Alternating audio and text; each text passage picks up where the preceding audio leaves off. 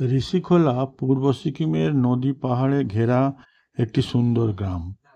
ঋষিখোলার বিশেষত্ব হল এর অবস্থান ঋষি নদীর তীরে, যা ঘন বন এবং কোমল পাহাড়ের মধ্য দিয়ে বয়ে গেছে। এই বাঁশের ছোট্ট সেতুটি সিকিম এবং পশ্চিমবঙ্গকে বিভক্ত করেছে। এই দিকটি পূর্ব সিকিম এবং সেতুটির অপর দিকে পশ্চিমবঙ্গ। 1 অথবা 2 দিন এখানে কাটানো যেতেই পারে। যারা সিল্ক রুট ট্যুরে আসে তারা এই জায়গায় অবশ্যই থাকে। এটি মূলত কালিম্পংয়ের অধীনে একটি গ্রাম, যা দার্জিলিং জেলার অংশ।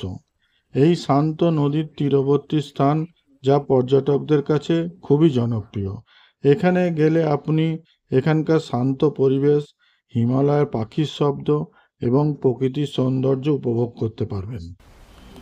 ঋষি নদীর জলের কলকল শব্দ মনকে ছুঁয়ে যায়। কত ছোট ছোট ছেলে মেয়ে এখানে স্নান করছে, দেখতেও খুব সুন্দর লাগছে। ঋষি নদীতে কিছু লোকাল ছেলে মেয়ে দেখলাম ছিপ নিয়ে মাছও ধরছে।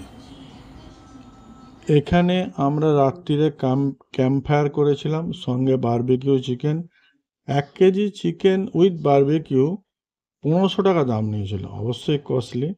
এখানে সবই হোমস্টে, 1 দিন বা 2 দিন ভালোই লাগবে। আমরা হাকুমা মাটাটা হোমস্টেতে ছিলাম, জায়গাটা খুব সুন্দর।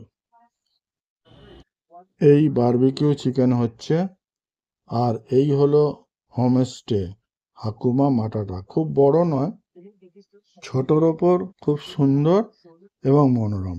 আপনারা এলে এখানে থাকতে পারেন। আমি হোটেলের অ্যাড্রেসটা পেছনে দিয়ে দিলাম।